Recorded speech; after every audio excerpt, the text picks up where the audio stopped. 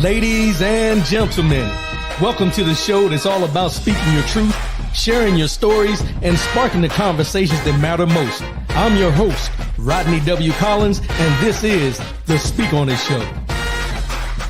On this show, we dive deep into the thoughts, experiences, and ideas that shape our world.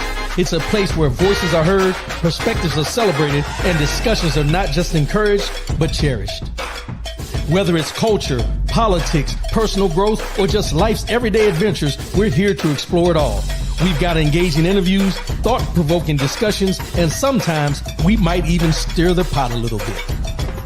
Speak On The Show is where we challenge the status quo, celebrate diversity, and engage in conversations that make us think, laugh, and grow. So get ready to be inspired, get ready to connect, and most importantly, get ready to speak your truth.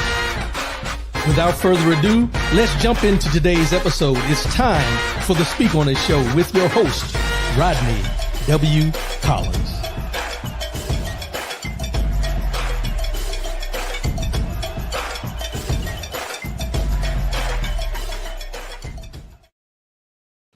Good morning, good morning, good morning.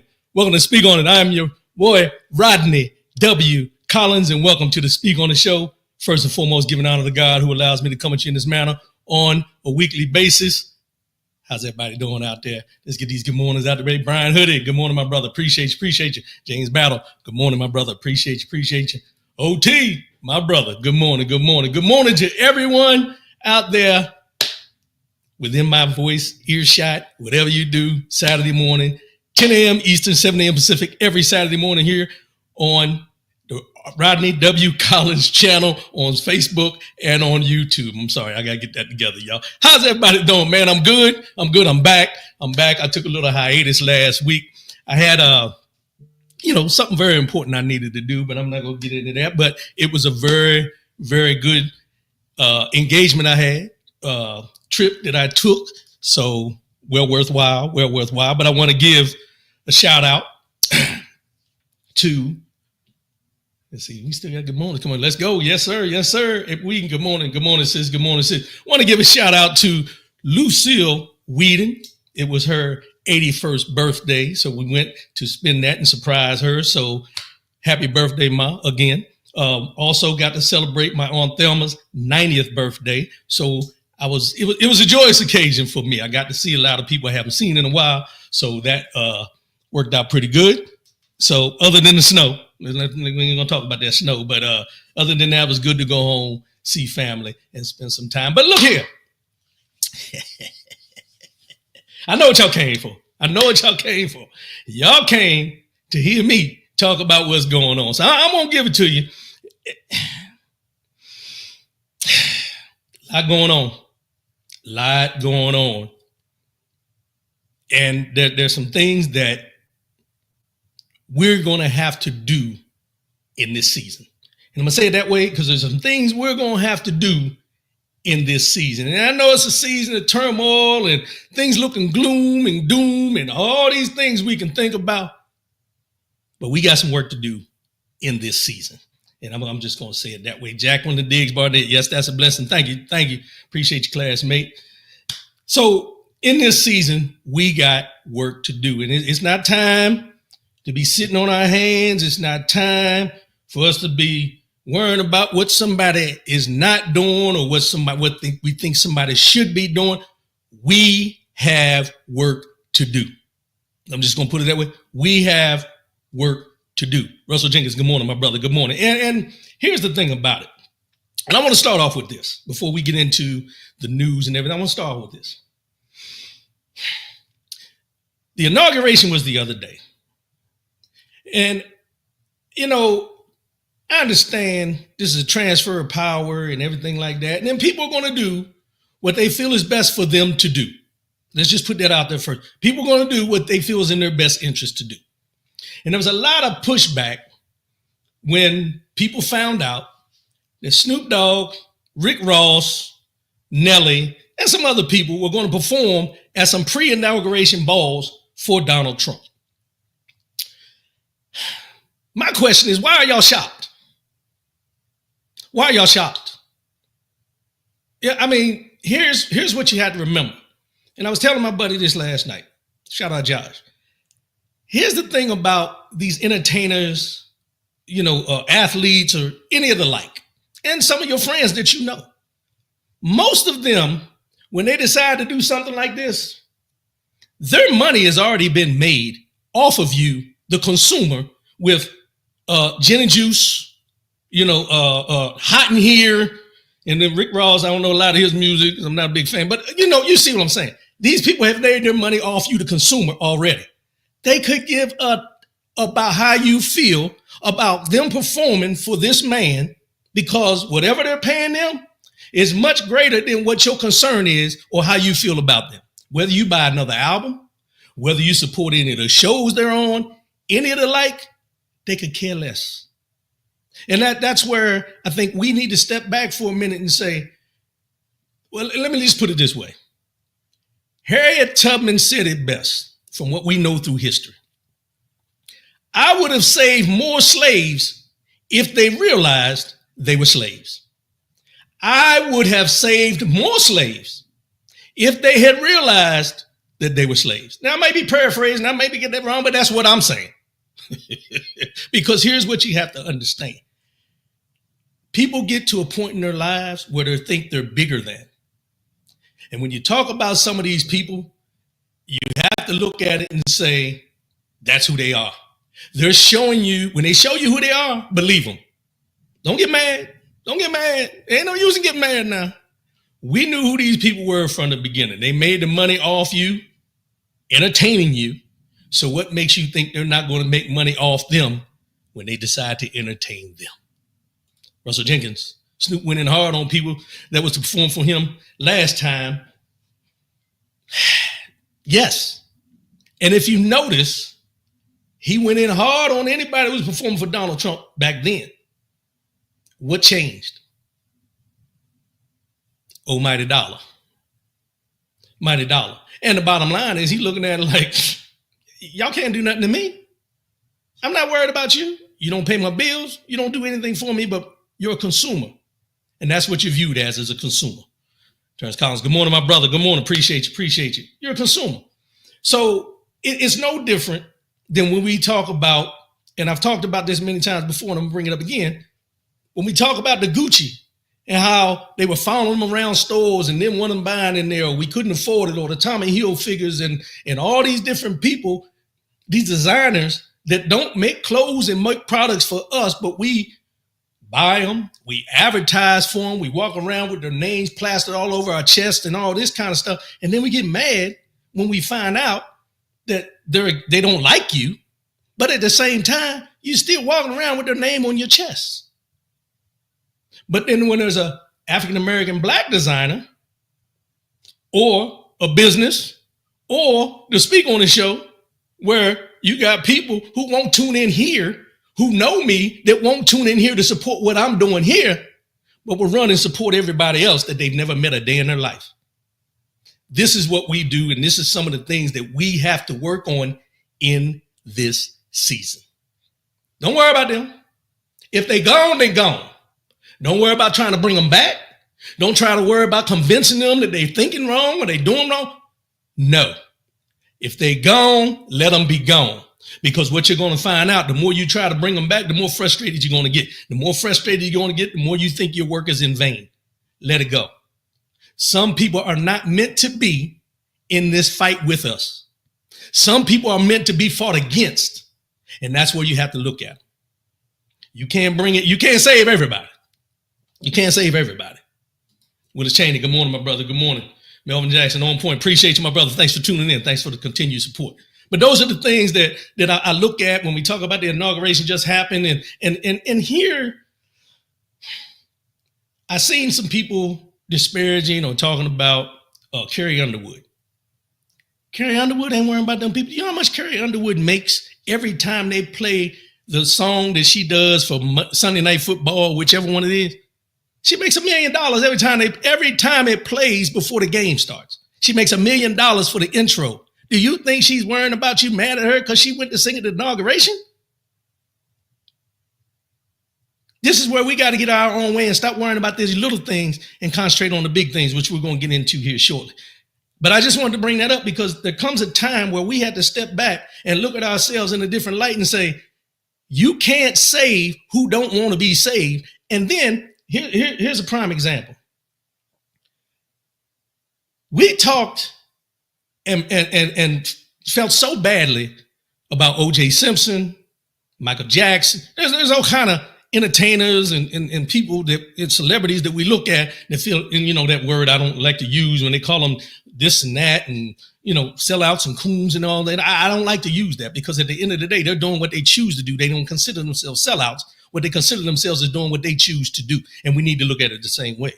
But if we look back, O.J. Simpson turned his back on the African-American community until he had that murder charge. And then when he had the murder charge, we as a black community surrounded behind him and said, oh, it's injustice. He didn't do it and this and that and this and that. And then he went to jail. I mean, he got off. Then he got tried for something else, went to jail. And then when he came back out, he was right back to being the O.J. Simpson we knew before he had the murder charge. What do you want to do? Don't spit in my face and tell me it's raining.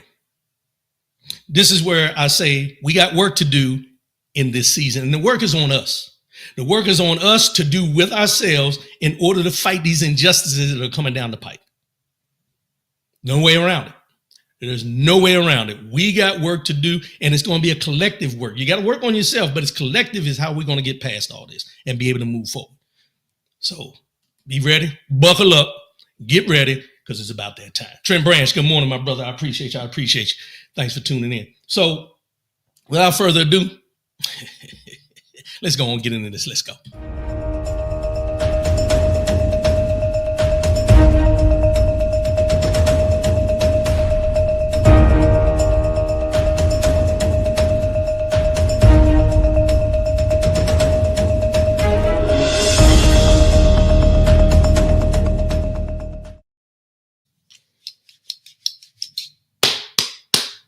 Pete Hegseth.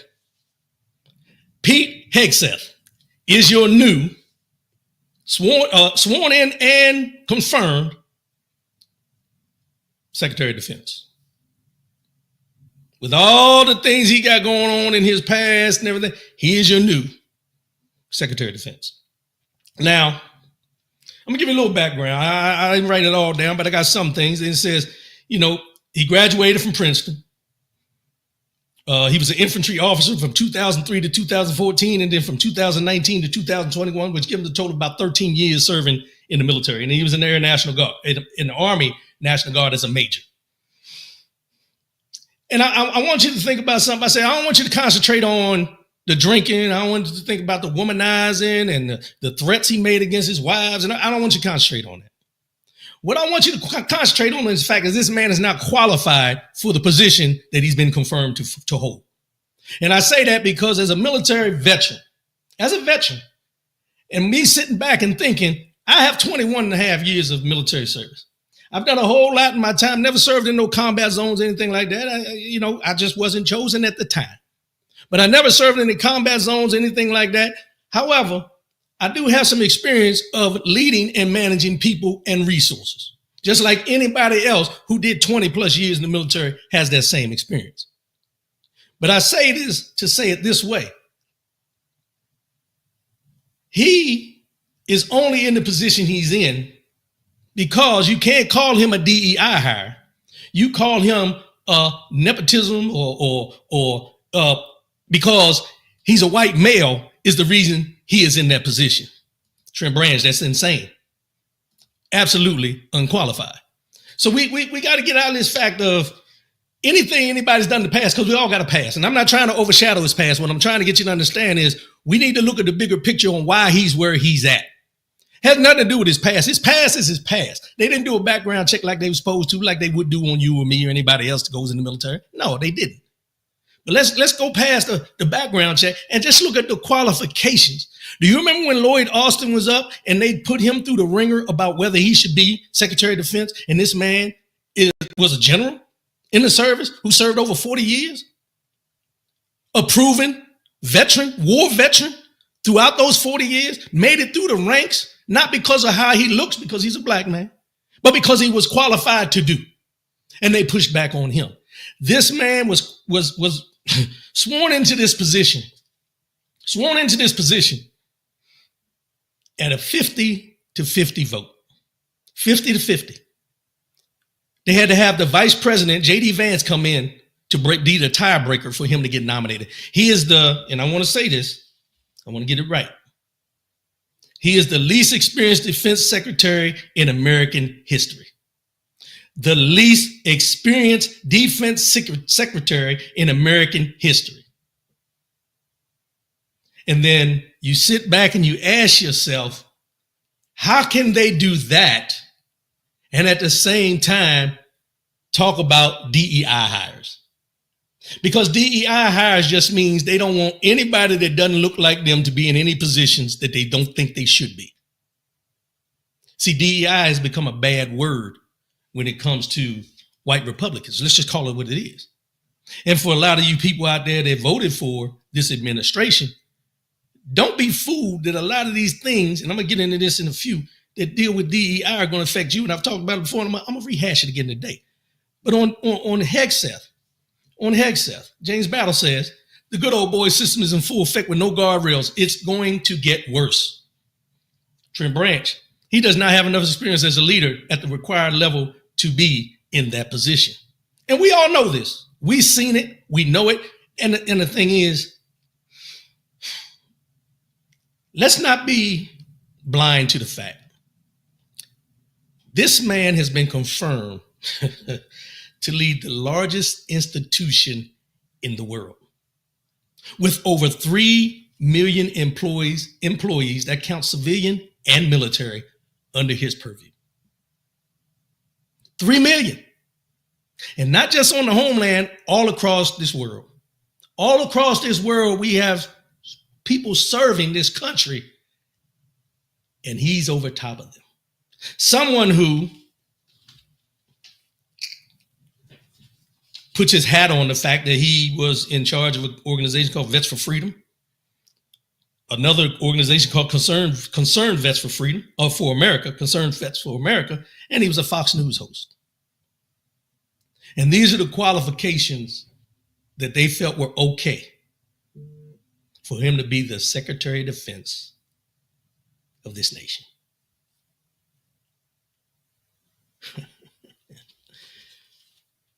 See, this is where we, as African-American black folk, I'm going to talk to my people for a minute. Y'all hold on. Where we as African-American black folks sit back and we see these injustices done when it comes to hires like this, and the way we're treated in certain circles and different things like that. And people wonder and they ask, why are you so angry? I'm not angry. I'm not angry. I'm disappointed. I'm upset because it's the same old every time you look at it. Nothing, as far as we've come, nothing has changed. Trent Branch, I'm really praying for my brothers and sisters in the military and DOD. I am too, my brother. I am too. Especially with those that got laid off because of the DEI. They laid people off, closed all the DEI offices, put them off work until further notice. All these things that are impacting not just the people that they laid off, but the families that they go to work every day to support their livelihood. But these are the things that are going on around us where we're caught up. Let me just give you some examples. We're caught up in things like Donald Trump didn't put his hand on the Bible when he did the oath. Did you expect anything less? Did you? The right, or whoever they are, people in an uproar about the priest, the clergy that stood up there and told him, have mercy on people. And people were upset about her taking the time in her prayer to tell him, as a Christian who she is, to tell him who they say is a Christian, to have mercy on the people that he's talking about not having mercy upon, and people in uproar. Who better to send the message than a clergy person at the first service after the inauguration to tell the president, the sitting president that's coming into office, have mercy upon those people, because the retribution and everything you're going to do is going to have a trickle down and affect more people than you think. but they don't care. And here's the biggest problem is those that support him think that it's not going to affect them either. I'm going to ask this question. Have eggs gone down? Has gas gone down? He said the first day in office, he's going to work on the groceries. Then he came back and said he ain't going to be able to do it. So all you people that ran out there to the polls voting for him, talking about, oh, I'd rather have him than Kamala. What did Kamala tell you she was going to do that was so bad? What was in her agenda that was so bad that you felt he was better than her as far as policy and everything that they wanted to implement going forward? And if you're going to tell me that everything that the Joe Biden administration didn't do, then you're lying. Because the Joe Biden administration did more in the 4 years they were in there for the infrastructure and everything in this country. Let's not talk about COVID that was leftover remnants from the last Trump administration. So don't give me the fact that you didn't want the same of what last 4 years were. No. Number one, you didn't want a black woman, Indian woman, whatever you want to call it. You didn't want a woman of color in the office. Let's start there. I don't care how you look at it. There's prejudices in this country, biases in this country of people that don't look like me, that have biases against people that look like me, that won't allow you to look at the greater purpose of what that person is trying to do. You would rather go with a misogynistic, narcissistic white man who's told you what he's going to do and lied about it the first time around, and you are okay with putting him in there again to do it to you again. You are allowing this man to spit in your face and tell you it's raining, and you believe him. Him, all his followers, anybody of the just. When I seen, and people trying to give, I'm jumping all around here, but people trying to give Mitch McConnell a hand clap because he voted against Pete Hegseth as Secretary of Defense. Mitch McConnell is the reason Donald Trump is still able to run for president. So let's not give him a hand clap of praise because he voted against one person. Let's talk about his the things he's done in the past as far as what he hasn't allowed to happen in this country because of his white supremacist mindset. Trent Branch, MAGA Republican supporters are disillusioned if they think Trump is going to do anything for them. You know it. You know it. I'll tell you how bad it is. And I'm jumping over, but y'all bear with me. When I seen the video of Vice President at the time, Kamala Harris, swearing in a Republican GOP congresswoman, and her husband standing beside her, and after VP, Madam Vice President Kamala Harris finished, she shook the hand of the Republican congresswoman, and then she reached over to shake the hand of her husband, and he would not make eye contact with her, would not shake her hand at all. That's the disrespect you see towards us and a black woman serving in the second highest office in this land that they have no respect for. You didn't disrespect her. You disrespected the office and her. First, you disrespected her as a black woman. Second, you disrespected her as the vice president of this United States to this day. And nobody has a problem with that. And then when Doug Emhoff, and I got a problem with him too. Let me just say this. I got a problem with him because he disrespected her and wouldn't shake her hand. But then later on in a meeting, Doug Emhoff, her husband, Kamala's husband, and the guy ran into each other. And he came to Doug Emhoff, tried to shake his hand. Doug Emhoff said, I'm not going to shake your hand after you disrespected my wife and didn't shake her hand. But then later on, they over there laughing and joking and talking about golf. Now, I'm going to say this. I don't know Doug Emhoff, but I know he ain't black. I don't know Doug Emhoff, but I know he's not black. And when we say protect our black women, see, what we have to do when we talk about these things is realize I'm not against interracial relationships. You marry who you want to marry.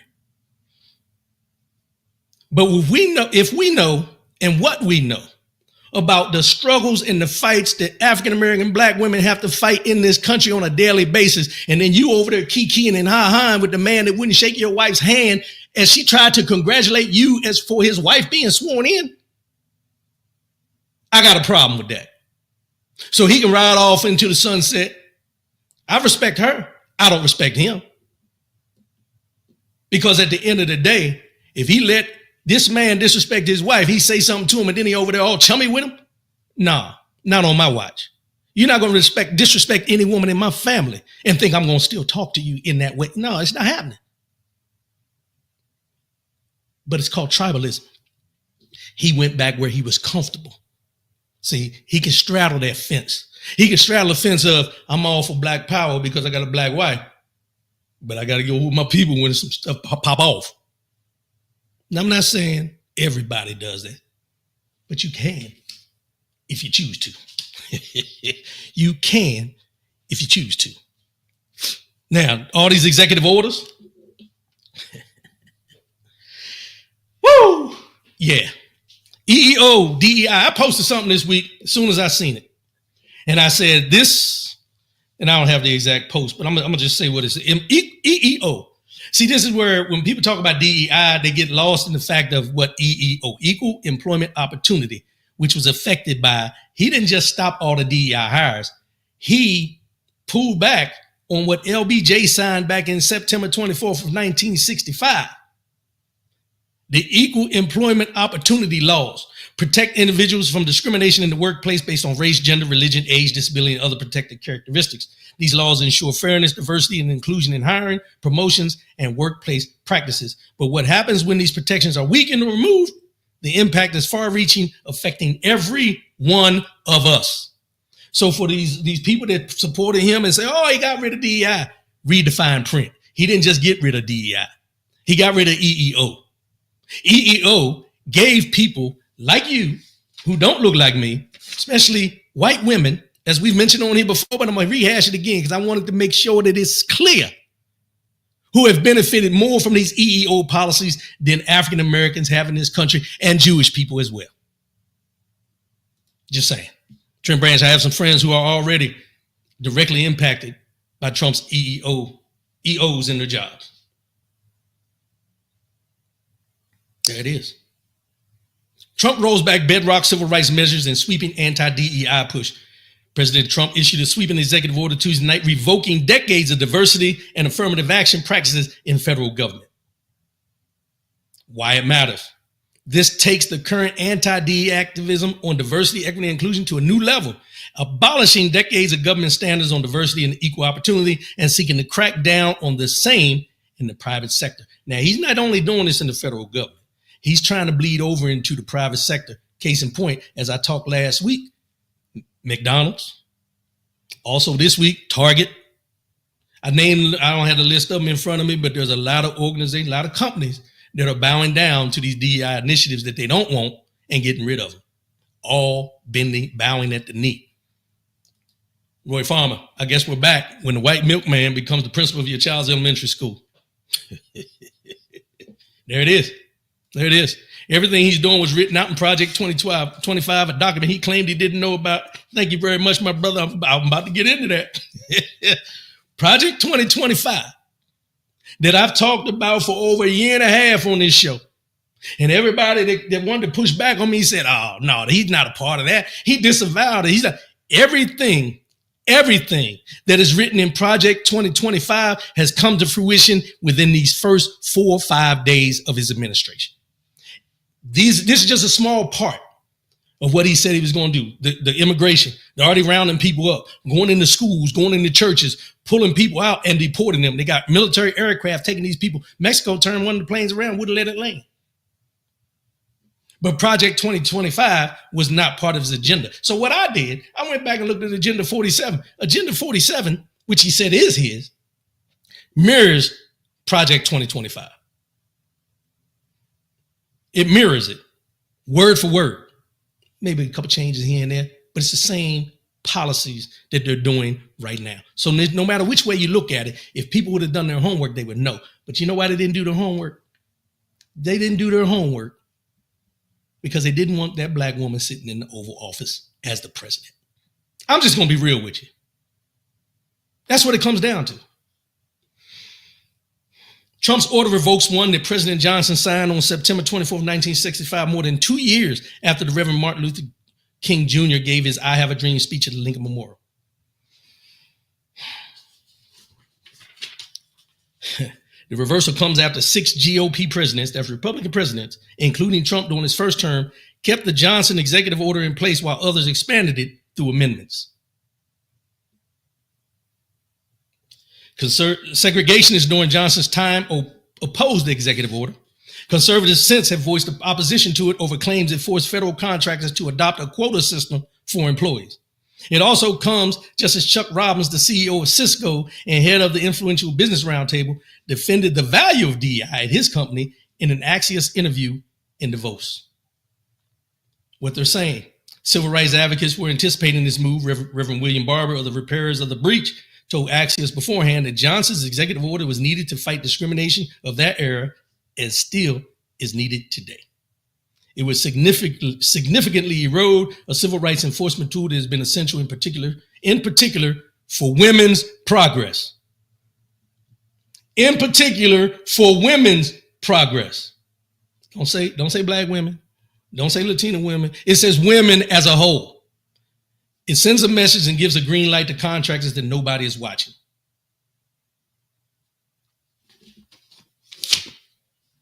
Now I'm gonna say this too. I was gonna skip over. I got a whole lot going on.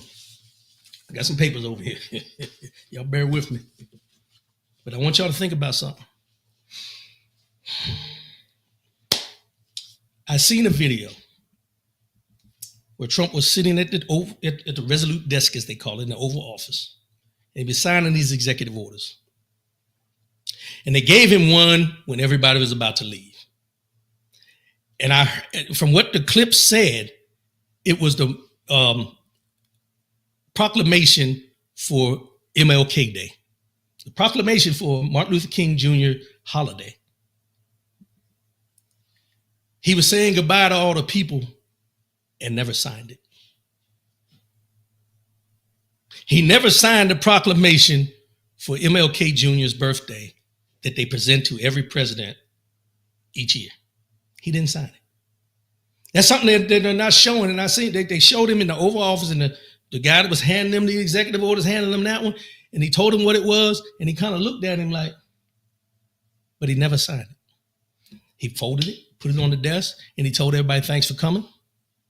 And as they were leaving, he said, I appreciate y'all coming. Thanks for coming, so on and so forth. Never signed it. I need to do some more research to find out if he did ever sign it, but I'm telling you the video I seen, he didn't sign it. And I tell you that to tell you this. February is Black History Month. Carter G. Woodson, known to many as the father of Black history, came up with the concept of Negro History Week in 1926, intended to both create and popularize the knowledge about the Black past. Carter G. Woodson started his, Black father of Black history. He's called the father of Black history. He had Negro History Week. It's gone on and grown and everything. But I want you to hear this part here. It wasn't until 1976 that Woodson's organization was able to use its influence to institutionalize the shifts from a week to a month and from Negro history to Black history. Now this is the most important part I want you to hear. Since President Gerald Ford signed the first proclamation in 1976, every American president has issued proclamations endorsing the theme set forth by the Association for the Study of African American Life and History. Now I'm gonna go back. Diversity, equity, inclusion, and EEO. Do you think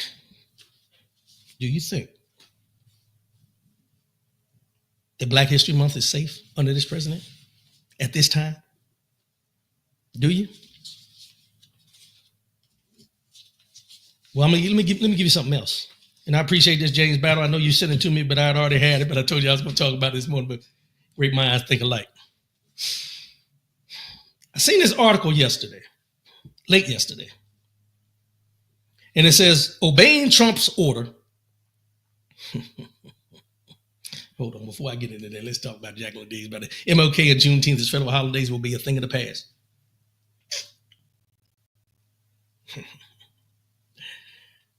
Black History Month will no longer exist. So y'all see where I'm going, right? Y'all picking up what I'm putting down? Obeying Trump's order, the Air Force, the United States Air Force, the service that I served in for 21 and a half honorable years, will stop teaching recruits about the Tuskegee Airmen. The United States Air Force will stop teaching recruits about the greatness. Let me put the greatness of the Tuskegee Airmen. A video of the pioneering black pilots famed for their World War II exploits was stripped from an Air Force basic training curriculum at Joint Base San Antonio, Lackland.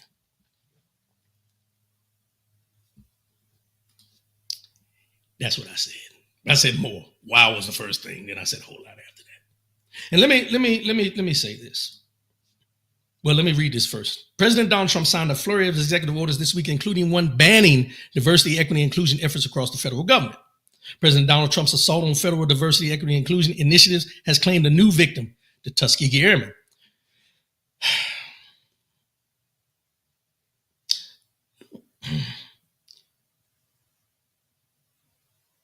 The Trump, in his inaugural address on Monday, vowed to end the government policy of trying to socially engineer race and gender into every aspect of public and private life. The same day, he signed an executive order dismantling federal DEI programs. On Tuesday, the new administration placed DEI officials on leave and ordered agencies to spike postings or advertisements promoting diversity, equity, and inclusion. The effects were felt almost immediately.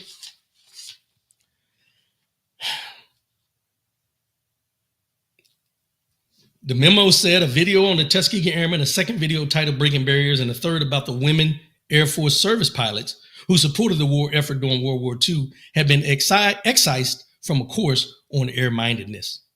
A video on diversity was stripped from a separate human relations course. The memo said it was addressed to ALCON, military jargon for all concerned. The 37 Training Wing, which oversees basic and technical instruction in Lackland, had no comment. And an Air Force official who didn't want to be identified said this. He answered this by email. We are ensuring we implement all directives outlined in the executive orders issued by the president and are currently doing a thorough review of applicable curriculum. We will provide status updates on curriculum changes as soon as we are able.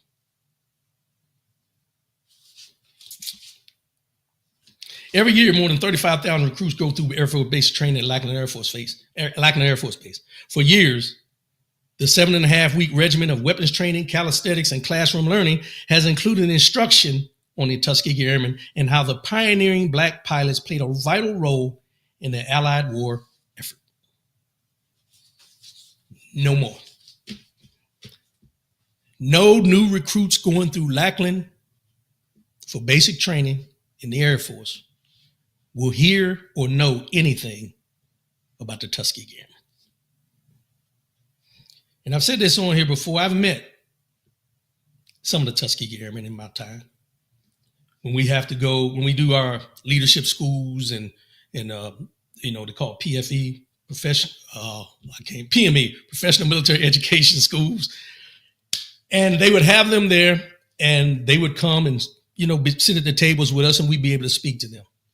And I've been to, I think, 3 different schools where they were there. They came and we were able to sit and talk to them. And one of the biggest things I regret is not taking a picture of my time being spent with them, because I'm not a real picture guy. Let's just be real. But I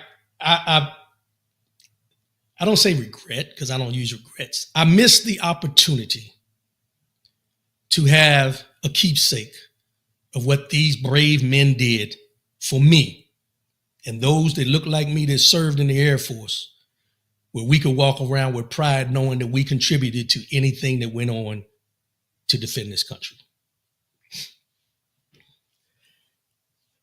That one was a hard pill to swallow for me, because those men, most of them, there's not many left. Let's just be real. There's not many of them left.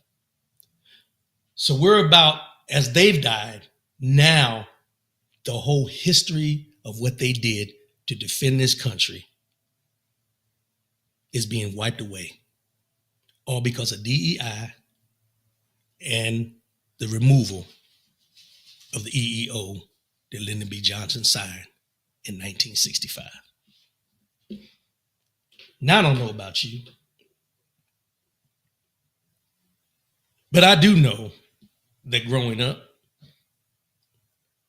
in school, I didn't hear a lot about our accomplishments in this country. One here, one there, and everything like that. But when I joined the military and I learned about the Tuskegee Airmen, it made me swell up with pride knowing that people that looked like me did something like that. And to know that they're erasing that today hits hard. Oh, it hits hard. Because it's not, and here's the thing that I want people to understand. What the Tuskegee Airmen did was not Black history. It was history. And for them to allow this man and to be okay with this man eliminating that history from the books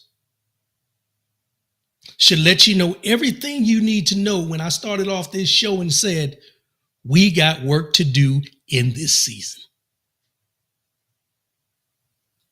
Because if they'll erase the greatness of what they did, be prepared.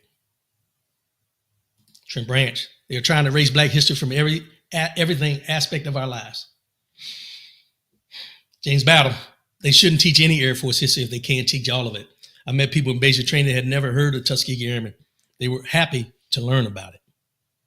Michelle Long, good morning, Rodney. There's absolutely nothing is safe as long as Trump is in office, as we have been seen in the past 6 miserable days in office. Michelle Long, thank you for tuning in. Appreciate you. Yes. This is where, y'all forgive me, man. I'm a little, when I read this yesterday, it upset me. But the more I think about this with the Tuskegee Airmen, there's a lump in my throat.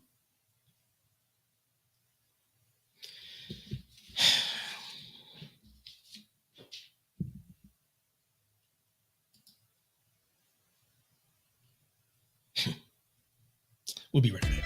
Fellas, it's time to elevate your grooming game.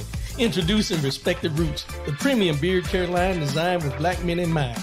Because your beard isn't just facial hair, it's a statement, a symbol of confidence, style, and strength.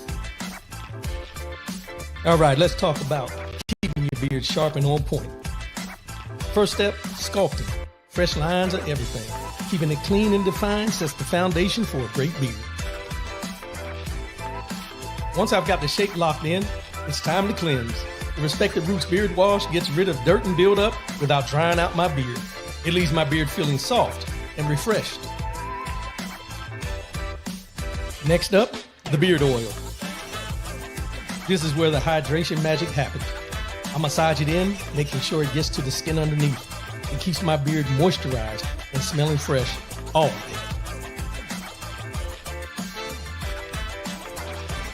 And finally, the beard butter. This locks in all the moisture, smooths out any frizz, and gives my beard that healthy, polished shine.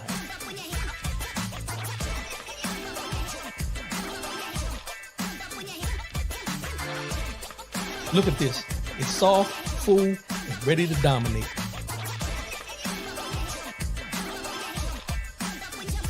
From sculpting to style, Respected Roots has everything you need to take your beard to the next level. Gentlemen, your beard deserves respect, and respect starts with Respected Roots. Use the link to grab yours today and receive 15% off. Trust me, your beard will thank you. RespectedRoots.com/Rodney 55428.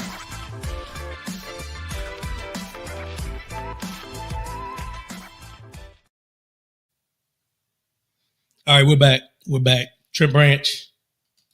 Take your time, brother. Yeah, I appreciate that, bro. I needed to take that, y'all. Y'all bear with me today. That was one that hit home for me. All right, let's talk about this. So let's get James Battle in here real quick. James, it upset me too very much because being from Alabama, I visited Tuskegee Institutes many times, and every time it's very emotional for me. I met a few of the Tuskegee Airmen as well, and I know this is very disappointing for their families. Yes, it is. Yes, it is. There's certain things in our lives where we hold on to just for the simple fact that it gives us hope. There's certain things that we see, there's certain things that we experience, there's certain things in our lives that we hold on that show that we have a purpose and a meaning in this world. Part of my purpose and my meaning just got kicked with them removing the curriculum about the Tuskegee Airmen from basic training, Air Force basic training. So I'm going to ask this. So I don't know what curriculum the Army, the Marine Corps, the Navy has, the Coast Guard, any of them. But what are they eliminating over there? What are they eliminating? Which brings me back to the reason why I said about Black History Month. And Jacqueline Diggs Barnett said, and a couple other people said, Juneteenth. What's next for them to eliminate?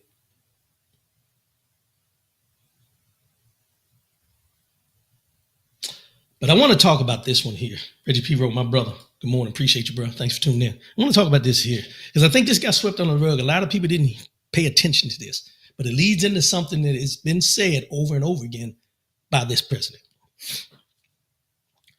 We know, because it's been all over the news, that he pardoned over 1,500 people from the insurrection on the Capitol. He pardoned them. Some are being pushed back on by other judges and everything, but he pardoned 1,500 people that beat police and everything like that. And as I showed y'all 2 weeks ago, the difference between when we had the Black Lives Matter movement and then the Blue Lives Matter, and then we went into the insurrection and what the comparisons were, where these people don't care about the blue.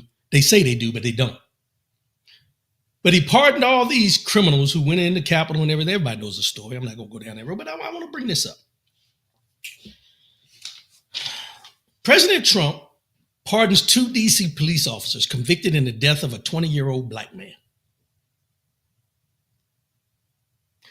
President Donald Trump has granted clemency to 2 former DC police officers who were convicted in the death of a 20-year-old DC man who was killed in a police chase in October of 2020. Trump announced Wednesday that former Metro Police Department officers Andrew Zabavsky and Terrence Sutton both received full and unconditional pardons. Sutton was found guilty of second-degree murder, and both he and Zabavsky were found guilty of conspiracy to obstruct and obstruction. Now, let me give you a little scenario on what went on. The 2 were convicted in December of 2022, accused of causing the crash that killed 20-year-old Karan Hilton Brown while chasing him. It was at 10 o'clock on October 23rd of 2020, when Lieutenant Zabavsky and Officer Sutton said they saw Hilton Brown operating an electric moped without a helmet on the sidewalk in the Brightwood Park area of Northwest DC.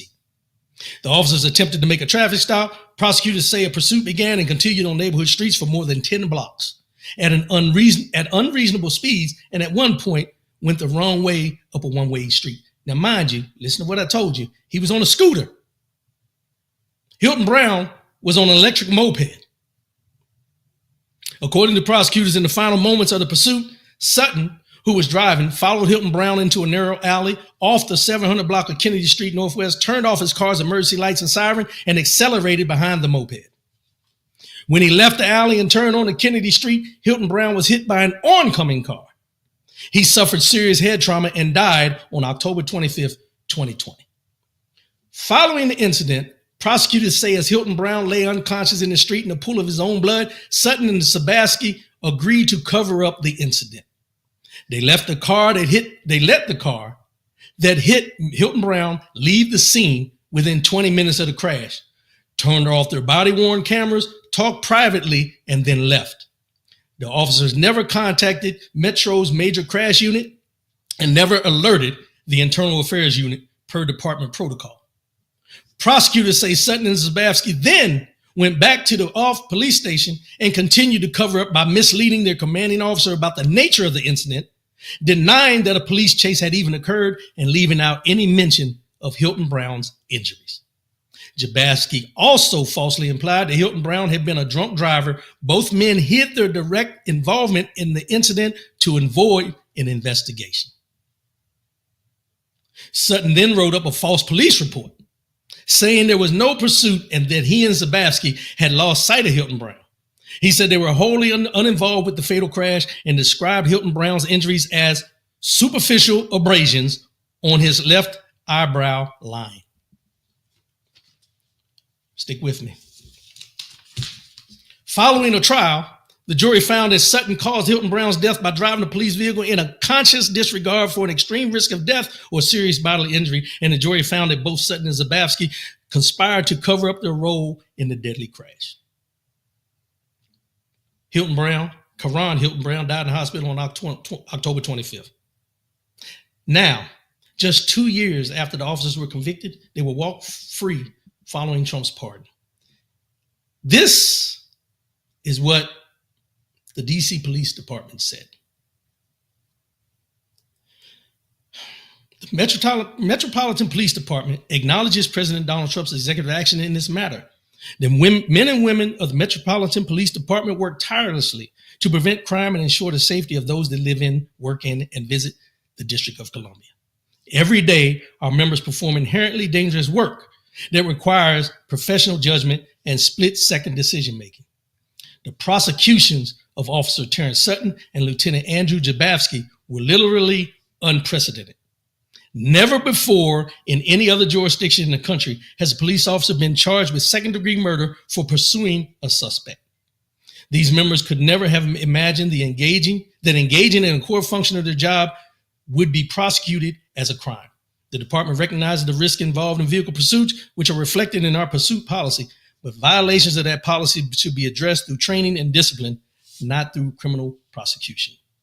The department thanks President Trump and interim U.S. Attorney Ed Martin for supporting our officers. Now, that was a mouthful, but let me tell you why I read all that.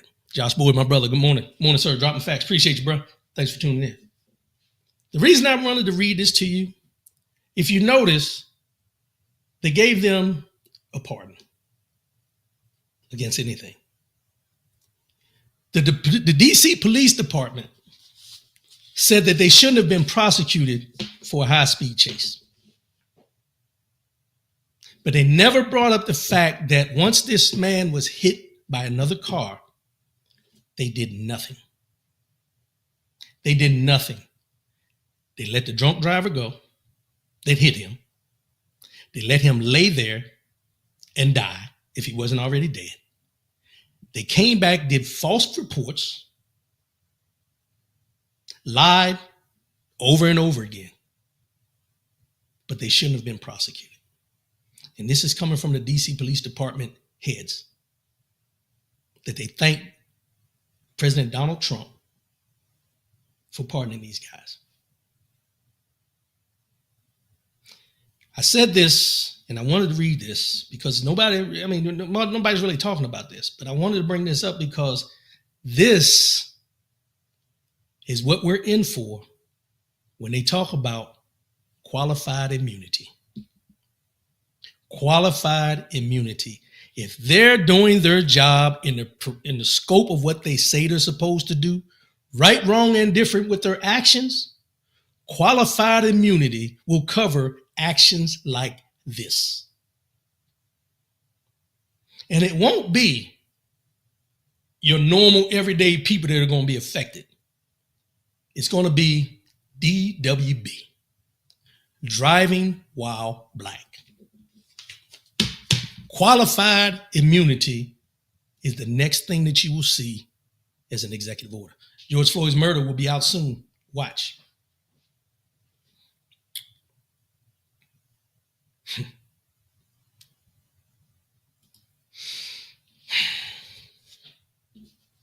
He pardoned 1,500 people that stormed the Capitol, but no one's paying attention to the 2 police officers that he pardoned at all. At all. James Battle. Greg Abbott did basically the same thing here in Texas. He pardoned a white Army sergeant who killed a BLM protester in Austin, Texas. The guy was convicted and then pardoned by Greg Abbott. The protester was also white, so he was probably pardoned because he was protesting about BLM. Trent Branch, that same immunity the Supreme Court has given Trump, just saying. Yes. They gave him blanket immunity. Blanket. You know, when they was talking about, oh, it was a witch hunt, he was after them. Let me tell y'all something. The more I read, the more frustrated I get. Sometimes I got to just walk away because there's so many things that are going on that we don't see and we don't hear. And I try to bring it to y'all on Saturday mornings, but there's just so much. And my wife made a comment the other day, and she said, I'm tired. I'm tired of hearing about this stuff. Bless her heart. I love her to death. And I am too. But I got a job to do. I have a job to do. And I'm going to continue doing it the best way I can. And someone asked me the other day, man, you worried about backlash or the things you're talking about and putting out there and going against? I said, I'm not worried about that. Because what we're going to get into next is something I say on here many, many times. God got me. God is in control. He got me. Oh, he got me. James Battle, he'll probably also pardon Dylan Roof because there are people calling for him to be pardoned. Yeah, he's probably going to pardon a whole bunch of them. And let me say this before we get into this. Let me just say this. I want to backtrack a minute. He also, Donald Trump this week, also identified the cartel, the Mexican cartel, as a foreign terrorist organization. He identified the cartel as a foreign terrorist organization. And I sat back for a minute and I was like, wow, it's mighty white of you. But then I asked myself, in all the years since slavery, Reconstruction, Civil Rights Act, all the things that have gone on where Black folks have gotten I'll just say the short end of the stick in this country, and now that they're taking things away and all these different things that we're talking about, why have we never seen any legislation to call these white supremacists, white nationalists, KKK organizations terrorist organizations? I know the answer. I just want to give you food for thought. How come they've never been identified as terrorist organizations on this sort, domestic terrorist organizations? Because most of the people that are in those organizations are the ones that are dictating the policies. Domestic terrorists.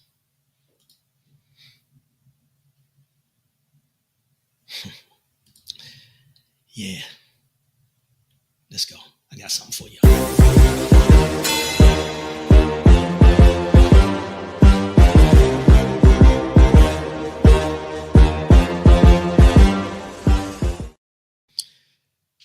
No mind, body, and soul today, but I want to give you all straight talk on something that has been eating at me, and I sat down and I wrote this out yesterday. James Battle, why did Trump get rid of inspectors general? Isn't that against the law? A whole lot of things he's doing against the law, but whose laws are he against? It's going to be pretty long, but I want to break this down, and I know we're going past that hour today, but that's what we're doing right now. So I did this as a call to action, confronting hypocrisy and demanding accountability.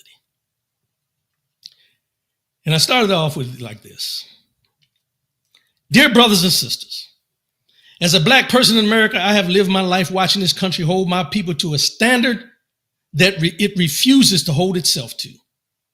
We've been told to work twice as hard, show respect even when disrespected, and play by the rules of a system that has been stacked against us from the start. Yet when those in power, many of who claim to uphold morality, integrity, and justice, act in ways that contradict these values, they are met with silence or outright defense from their supporters. The hypocrisy is glaring. For years, we've heard calls for law and order when it comes to policing our communities. But when chaos and lawlessness come from leaders or movements they support, those same voices are quiet. We've heard sermons about family values, integrity, and respect for authority, but where is that same energy when their chosen leaders disrespect democracy, sow division, and turn their backs on the truth? Let's be clear. This isn't just about politics. It's about accountability and integrity. It's about a nation that demands so much from us, yet refuses to hold itself to the same standard. And while the hypocrisy is maddening, it is not surprising. We've seen it before and we know it works, but just because it's not new doesn't mean we should accept it. The Bible teaches us in Proverbs 11:1 that the Lord detests dishonest scales, but accurate weights find favor with him. The dishonest scales in this country have been used against us far too long, but we are not powerless. We have the ability and the responsibility to demand accountability from those in power and from those who continue to support injustice with their silence or their votes. And this is what I say we should fight back with. Call out hypocrisy. We can no longer sit back and let double standards go unchecked. If they demand law and order in our neighborhoods, they should demand it in their own. If they claim to stand for morality, they must live in it. Hold these leaders and their supporters accountable in conversations on social media and public forums wherever their influence is felt. The second part, engage in the political process. Our voices matter and our votes matter even more. Don't just wait for the next election. Start organizing now. Advocate for policies and leaders who truly represent justice, equality, and integrity. Remember, the power they fear most is the power of an informed and united people. Strengthen our communities. Hypocrisy thrives in division. By building up our communities through education, mentorship, and support, we become stronger and more resilient. Empower each other to see past the lies and recognize our worth. Lead by example. We don't need to lower ourselves to their level. Let's continue to live with the integrity they claim but fail to embody. Let our actions reflect the justice and compassion we want to see in this country. And last but not least, pray and persevere. While we work, we must also pray. Pray for guidance, for strength, and for justice. But remember, faith without works is dead. Our prayers must fuel our actions, and our actions must reflect our faith. To those who demand that we stay silent, I remind you that silence has never been the way of our people. We are descendants of those who spoke up on plantations, marched in the streets, and preached truth from the pulpit. We are not silent, and we will not stop. Let us hold on to hope, even as we face hypocrisy. Let us remember that change has never come easy, but it has always been possible. And let us take comfort in the fact that God is with us in this fight, just as he has been with us through every struggle we have faced. The time for silence is over. Let us rise together to demand the accountability, integrity, and justice that this nation owes us, not as a favor, but as a fundamental right. We got work to do. We have work to do. And it's not work that we haven't already done. This is not new. This is not something that we haven't done before. We have to get off the couch. We got to get on our feet. We need to get out here and start rallying our people to stand up against these things that are coming down the pike. Because let me tell you something. This first week is just a precursor to what's going to go on. And we can't go out here thinking and worrying and fearing what might happen. Because if we sit silent and worry about what might happen, they win. Everything that they want to do, they will win and be able to do it because we didn't stand tall and do what we were supposed to do. See, we can always harken back to those strong people from back in the day. You know, the ones that got beat with whips and bats, the ones that got bit by police dogs, the marching and the water hosing. We can reflect back on all that. But what are we going to do? This is our time. It's time for us to stand up for what we know is right. Because as I said in the beginning, we've been told to work twice as hard, show respect, and even when disrespected, and play by the rules of a system that has been stacked against us from the start. It's time, y'all. It's time. And I'll say it this way. We can't sit back waiting to see who's going to be the leader. It's not that time. Each and every one of us has to be a leader at this time. If you see something, call it out. All the, and don't get me wrong, I don't say this to disparage nobody. All the posting on Facebook about this and that and all the different things we see and we're posting and all this that's fine. Don't get me wrong. But we got to get from behind that keyboard. We got to get out here and be seen of what we're going to put up with and what we're not going to put up with. Our ancestors showed us the blueprint. They showed us the blueprint. It's not like we don't know what we need to do. We just got to get off our ass and do it. And for all those that don't look like me, if you're in the fight with us, now is the time where we find out if you're an ally or a lie. Now is the time where we find out if you're an ally or a lie. And trust me, when I say this, just by reading and looking and observing, there's a whole bunch of allies out there, not allies. You know, those people that you may have served with in the military, or some of those people you may have worked with, or those people you grew up with, and, those people that always called you your friend and all this, and they're very silent now. They're very silent because they were telling us that what we were telling them was not going to happen. And now that these things are coming to fruition, where you at? Because you can't call yourself an ally or a friend of mine if you're not in the fight with me.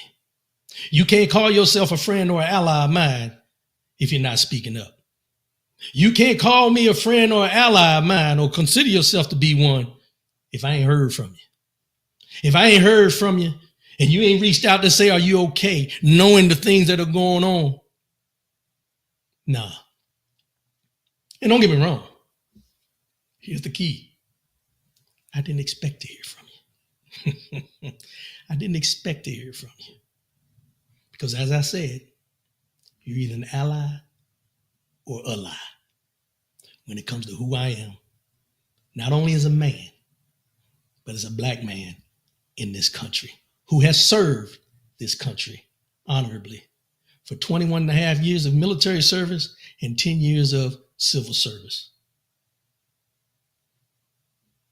So before these people get out there and acting, putting all these things out there, I'm a race baiter, I'm this, I'm that. Yeah, I am. I'm baiting you from a racial standpoint to stand on what's right.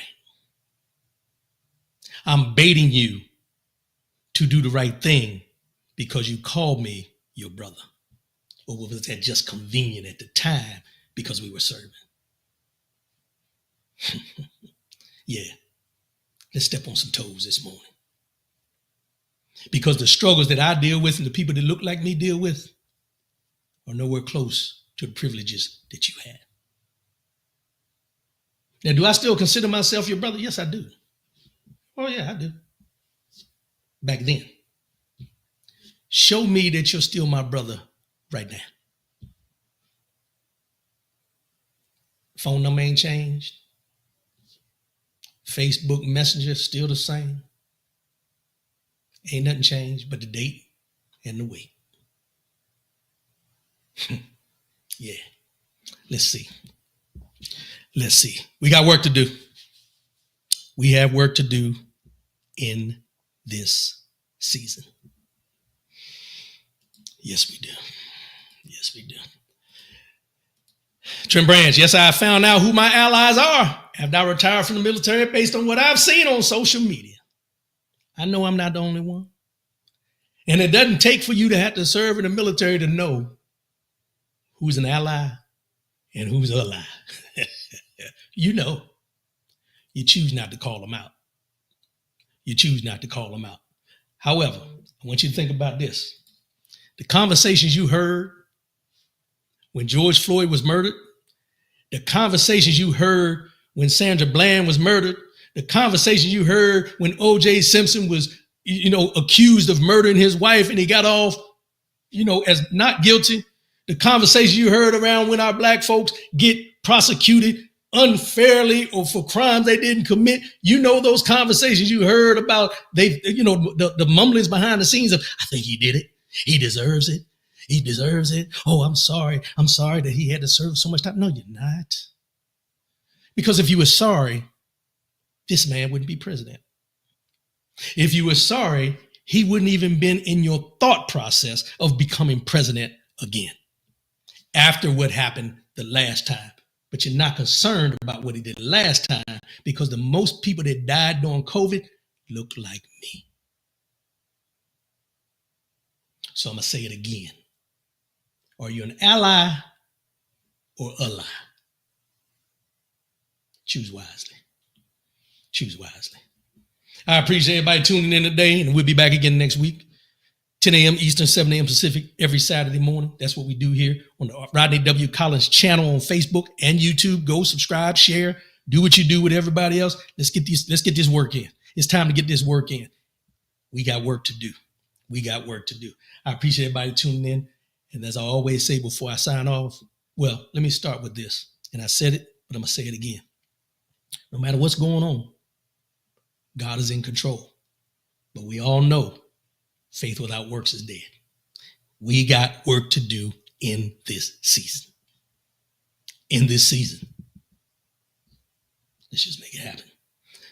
As I always say before I sign off, love yourself, love one another, keep your head up, and most definitely keep your faith in God. I'll see y'all next week, and I'm out. I love y'all. Peace.